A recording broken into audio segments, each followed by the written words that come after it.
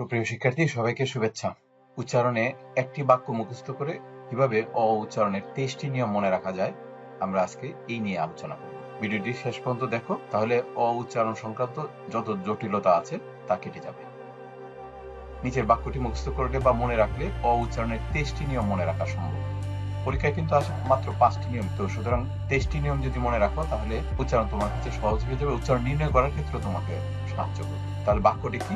চলো বাক্যটি দেখি। ও এর পরে যদি রস্যই রস্যইকার, দীর্ঘই দীর্ঘইকার, রস্যু রস্যুকার, দীর্ঘ দীর্ঘকার, রি রিকার, ক্ষীয় জয় জফলা রফলা থাকে, তবে ও এর মতো উচ্চারিত হবে।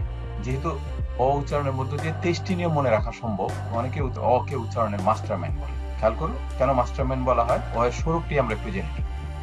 অ এর প্রথমত দুইটা স্বরূপ আছে, অবস্থা এবং অবস্থান। অবস্থা অনুযায়ী অ 4 ধরনের, অবস্থান অনুযায়ী অ হলো 3 রকম: আদ্য, মধ্য, অন্ত। আদ্য মানে আদিতে যে অ আছে, অর্থাৎ একটা শব্দের আদিতে যে অ থাকে সেটাকে আদ্য বলছি, আর একটা শব্দের মধ্যে যে অ থাকে সেটাকে আমরা মধ্য বলছি, এবং একটা শব্দের শেষে যে অ থাকে সেটাকে আমরা অন্ত বলছি। যেমন এখানে খেয়াল করো, অবস্থান শব্দটির অটা হলো আদ্য এবং বয়ের সাথে যে অ আছে সেই অটা হলো মধ্য। আবার এই বিবৃত শব্দটা খেয়াল করো, বিবৃত শব্দের সাথে যে ত সাথে ট আছে এই অটাকে আমরা বলছি অন্ত। আমরা বলছিলাম অবস্থা অনুযায়ী ও 4 ধরনের: সংবৃত, বিবৃত, মুক্ত এবং যুক্ত।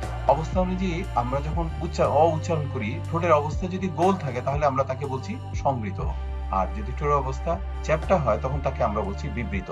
অর্থাৎ কিছু কিছু উচ্চারণ করার সময় ঠোঁট গোল হয় এবং কিছু কিছু উচ্চারণ করার সময় ঠোঁটটি চ্যাপ্টা হয়ে যায়।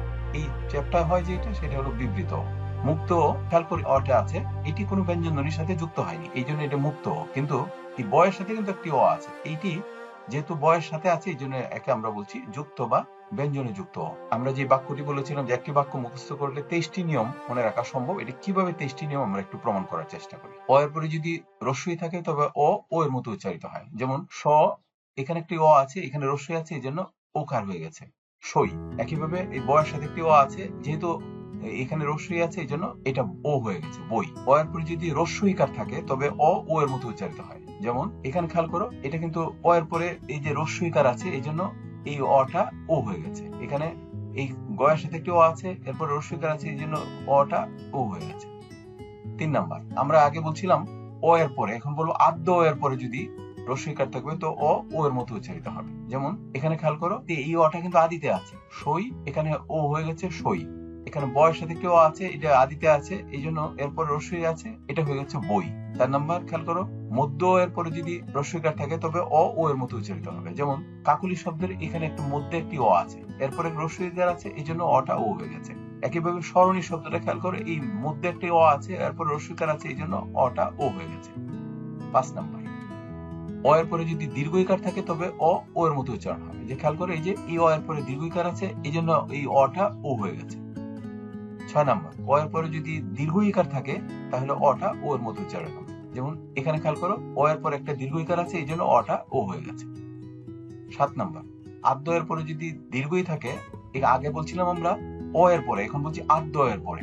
আদ্য এর পরে যদি দীর্ঘইকার থাকবে তো ও এর মতো উচ্চারিত হবে। যেমন নই, এখানে নয়ের সাথে একটি অ আছে, এইখানে দীর্ঘই আছে এই জন্য এখানে ওকার হয়ে গেছে। 8 নাম্বার, আদ্য এর পরে যদি দীর্ঘইকার থাকে তবে ও এর মতো। যে খেয়াল করে, এখানে নয়ের সাথে একটি অ আছে, অ এর পরে এখানে দীর্ঘইকার আছে এই জন্য এই অটা এখানে এসে ও হয়ে গেছে, নদী হয়ে গেছে। 9 নাম্বার, মধ্য এর পরে যদি দীর্ঘইকার থাকে তবে ও এর মতো উচ্চারণ হবে। মধ্য কেন? এই যে জননী শব্দটা খেয়াল করে, এখানে নয়ের সাথে একটি অ আছে, এরপরে দীর্ঘইকার আছে এই জন্য অটা ও হয়ে গেছে। একইভাবে ধরনী শব্দটা এই রয়ের সাথে একটি অ আছে, অ এর পরে যেহেতু দীর্ঘইকার আছে এই জন্য অটা ও হয়ে গেছে। 10 নাম্বার, অ এর পরে যদি রস্যৌকার থাকে তবে ও এর মতো উচ্চারিত হবে। যেমন বউ শব্দটা, এখানে বয়ের সাথে একটি অ আছে, এখানে রস্য আছে এই জন্য উচ্চারণ এখানে ও হয়ে গেছে বউ।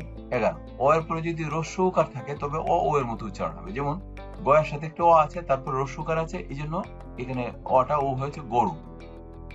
12, মধ্য এর পরে যদি ওকার থাকে তবে ও এর মতো উচ্চারণ হবে। যেমন সকরুণ, এখানে মধ্য কেন? এই কয়ের সাথে একটি অ আছে, এই অকে আমরা মধ্য বলছি, এরপরে রস্যকার আছে এই জন্য এই অটা, এইখানকার অটা এখানে ও হয়ে গেছে সকরুণ।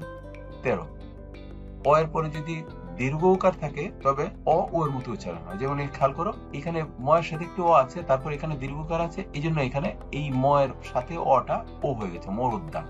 14। মধ্য এর পরে যদি দীর্ঘ উকার থাকে তবে অ ও এর মতো উচ্চারণ হবে। আগে বলছিলাম অ এর পরে, এখন বলছি মধ্য এর পরে। এখানে হেমকূট শব্দটা খেয়াল করো, এই ম এর সাথে যে অ আছে এটা মধ্য এর পরে দীর্ঘকার আছে, এই জন্য ম এর অটা এখানে ও হয়ে গেছে।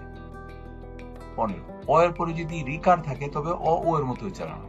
এই যে মসৃণ শব্দটিতে ম এর সাথে একটি অ আছে, এরপরে রিকার আছে, এই জন্য ম এর সাথে যে অটি আছে এটি ও হয়ে গেছে। 16। অ এর পরে যদি ক্ষীয় থাকে তবে অ ও এর মতো উচ্চারিত হবে। যেমন অক্ষ শব্দটি খেয়াল করো, অক্ষ শব্দটিতে এখানে একটা অ আছে, অটি এখানে এসে ও হয়ে গেছে। কেন? কারণ এখানে ক্ষীয় আছে। একইভাবে বক্ষ শব্দটিতে ব এর সাথে একটি অ আছে, এই অটি এখানে ক্ষীয় থাকার কারণে এখানে এসে ও হয়ে গেছে। 17। মধ্য এর পরে যদি ক্ষীয় থাকে তবে অ ও এর মতো উচ্চারিত হবে। খেয়াল করে যবক্ষার শব্দটি, এই ব এর সাথে একটি ও আছে, এখানে ক্ষীয় আছে, এই জন্য ব এর সাথে অটি ও হয়ে গেছে। 18। অ এর পরে যদি জয় থাকে তবে অ ও এর মতো উচ্চারিত হবে। যেমন যজ্ঞ, এই যজ্ঞ শব্দটিতে এখানে একটি অ আছে, অ এর পরে জয় আছে, এই জন্য এই অটা এখানে এসে ও হয়ে গেছে। 19। মধ্য এর পরে যদি জয় থাকে তবে অ ও এর মতো উচ্চারিত হবে। যেমন দৈবজ্ঞ, এখানে এই ব এর সাথে একটি অ আছে, তারপরে জয় আছে, এই জন্য এই অটা এখানে এসে ও হয়ে গেছে।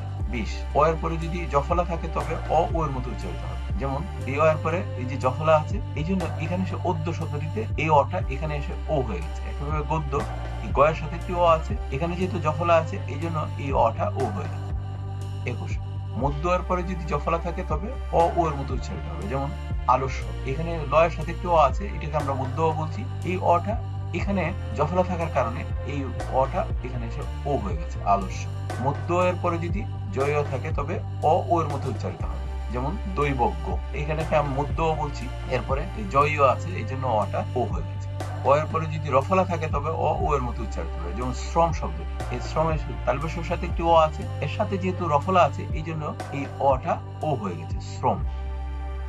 এই জন্য আমরা বলছিলাম নিচের বাক্যটি মুখস্থ রাখলে অ উচ্চারণের 23টি নিয়ম মনে রাখা সম্ভব। বাক্যটি আবার খেয়াল করি। অ এর পরে যদি রস্বই রস্বইকার, দীর্ঘ ই দীর্ঘইকার, রস্ব রস্যকার, দীর্ঘ দীর্ঘকার, রি রিকার, ক্ষীয় জয় জফলা রফলা থাকে তো অ ও এর মতো উচ্চারণ হবে। অর্থাৎ এই জায়গাটার মধ্যেই, এই কয়েকটি বর্ণের মধ্যেই 23টি নিয়ম লুকায়িত আছে। সুতরাং এটা যদি একটু খেয়াল রাখতে পারো, এই বাক্যটি যদি মুখস্থ করতে পারো, তাহলে উচ্চারণ সংক্রান্ত অনেক জটিলতা তোমার কেটে যাবে। ধন্যবাদ সবাইকে।